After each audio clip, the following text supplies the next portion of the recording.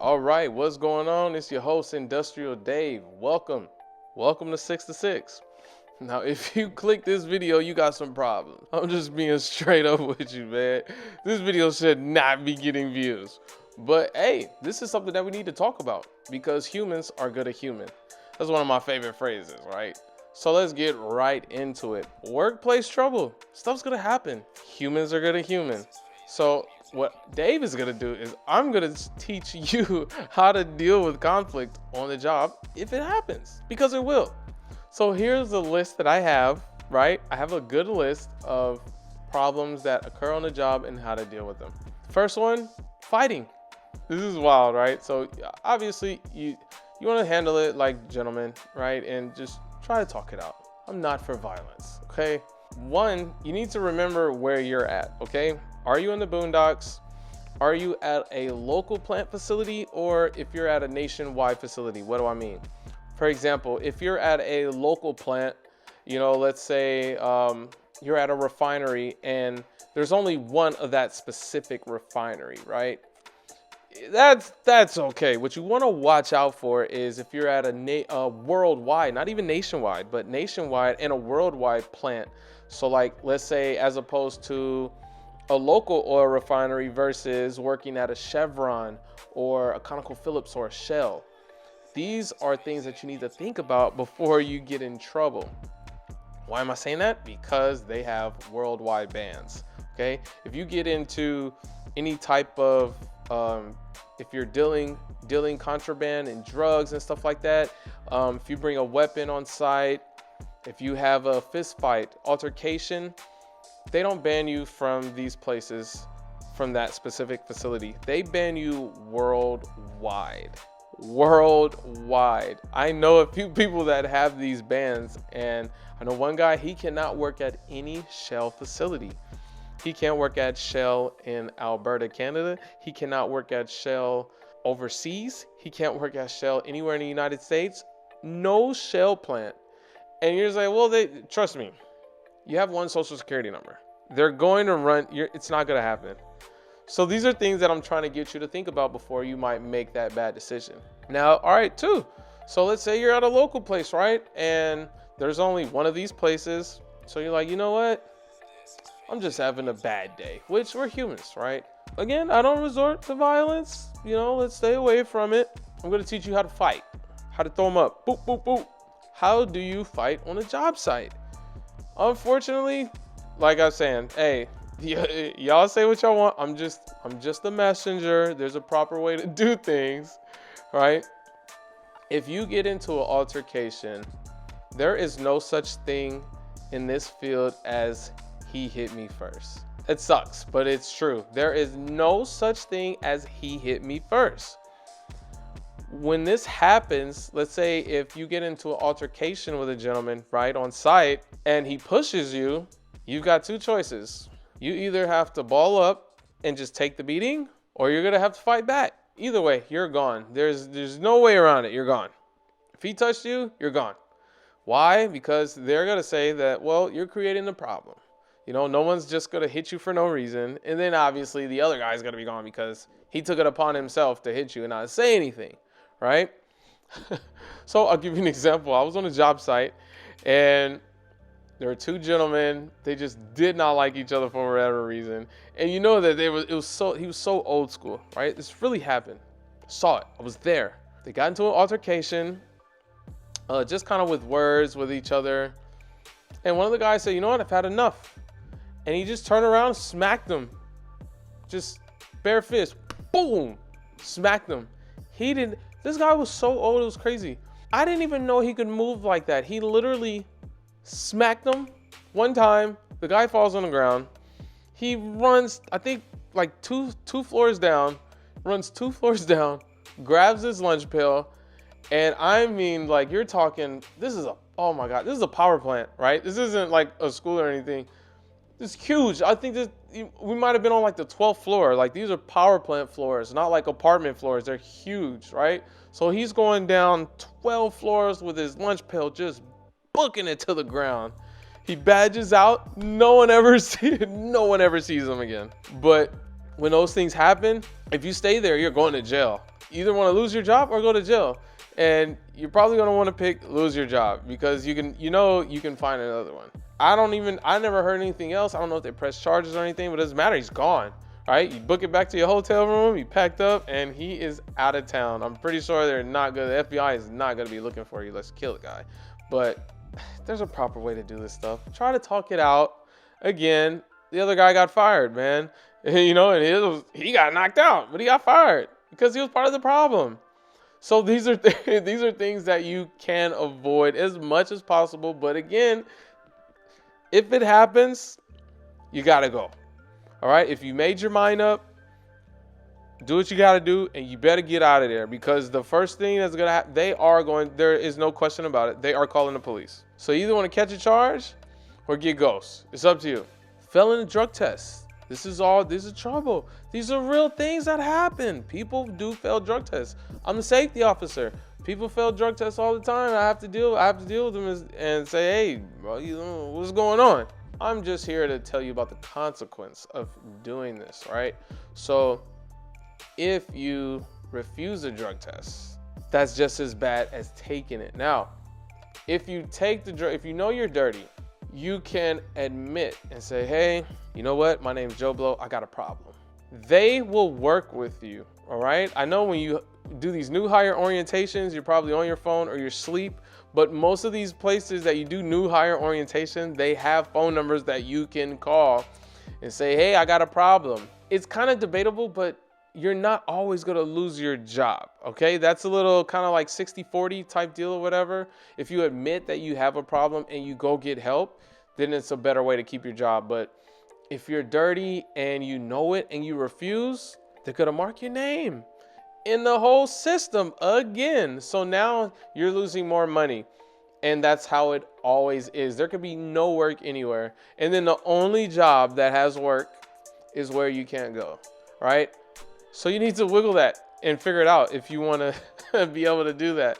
And you know what? Listen, me personally, I think you should be able to do whatever you want to do in your home, okay? I'm all for it. I don't know why that stuff's illegal. It's just the rules. I don't make them. I'm just reporting them. You should be able to do whatever you want in your crib, but you can't, right? I know guys that walk around with those, you know what I'm saying? They walk around with that sack next to their thigh all day and it's warm and all that stuff. I ain't doing it. You know what I'm saying? It's just not that serious to me, but I know guys that do it, and they're going to go out the way to do that stuff. They're being responsible, okay? Because they know that their money's in jeopardy every day that they decide to do that type of stuff. I know there's going to be guys in the comments that say, yep, he ain't lying. Because I ain't. I'm just trying to be truthful to you so you can be prepared. You don't want to be dirty, and especially at the nuclear plants, really anywhere, right? Anywhere that has a lot of work, because now you're putting your family at risk. You're putting your wallet at risk. You can't take care of them because you're failing tests, okay? Try to be clean, man. You know what? I don't know, some of you might have some issues out there, and try your best to work on it. You know what I mean? We're human. We go through things, whether could be divorce or a death in a family or something like that. Or you could just, have a substance problem that you just cannot get over. These things happen and these things are real. I have another episode where I'm going to talk about this stuff.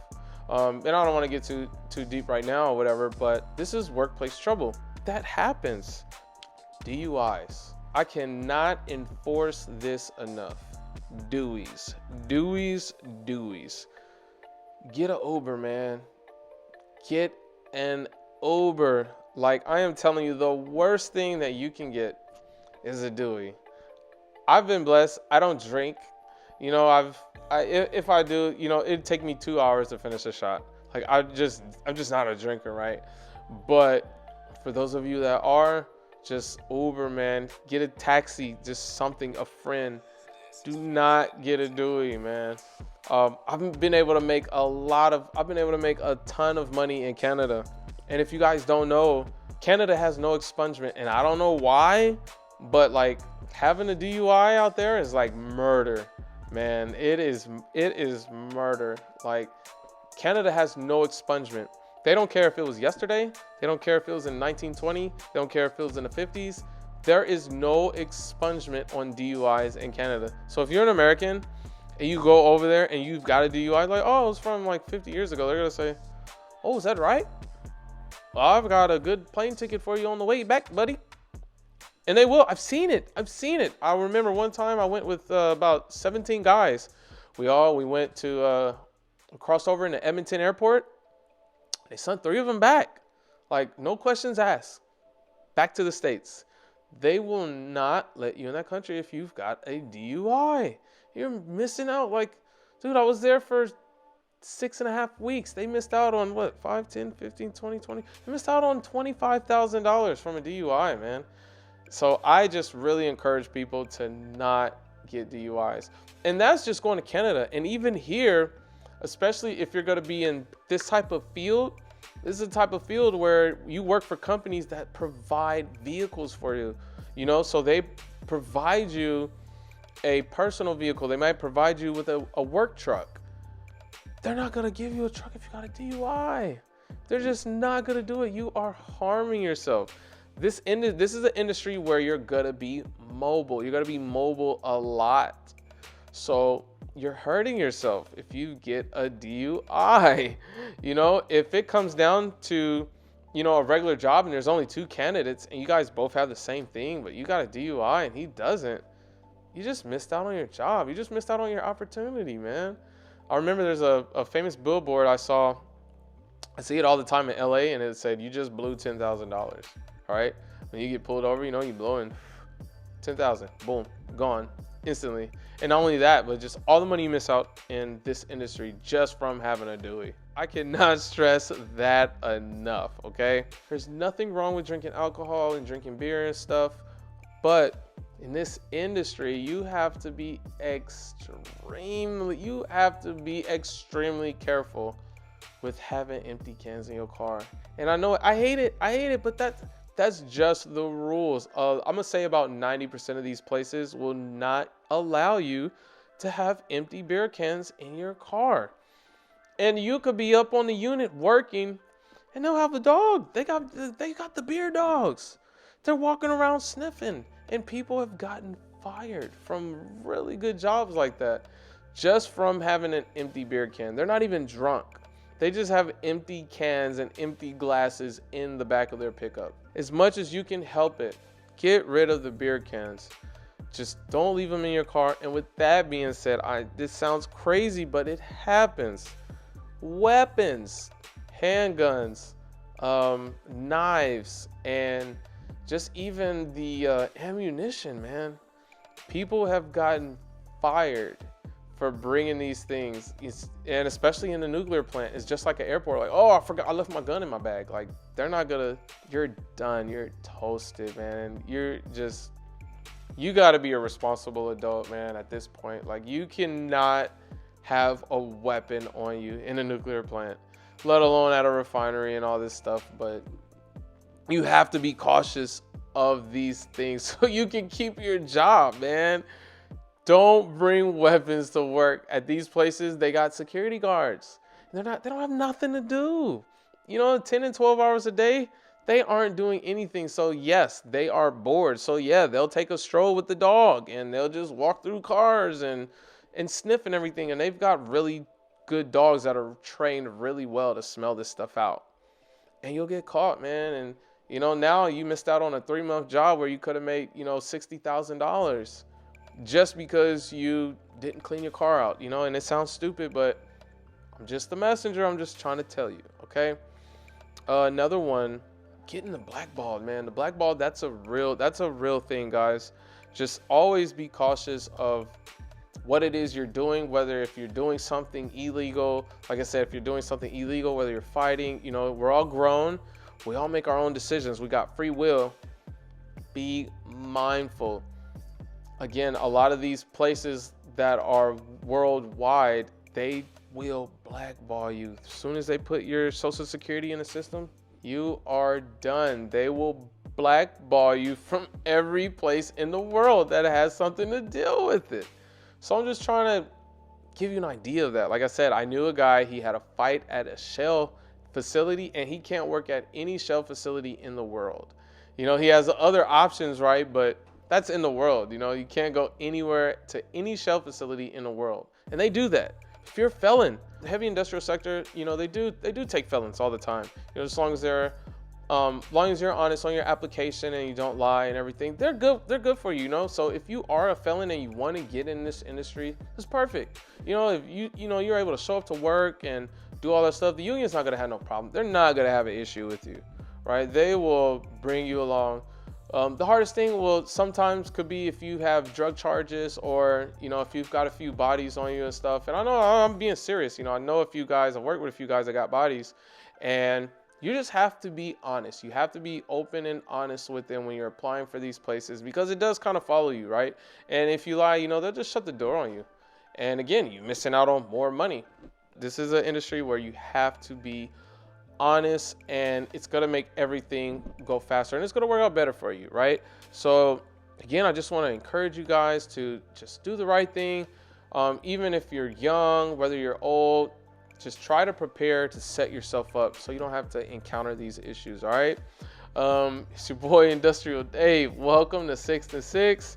And again, this was Workplace Trouble. I hope you guys learned something. Stay tuned. I got more on the way. Thanks for watching.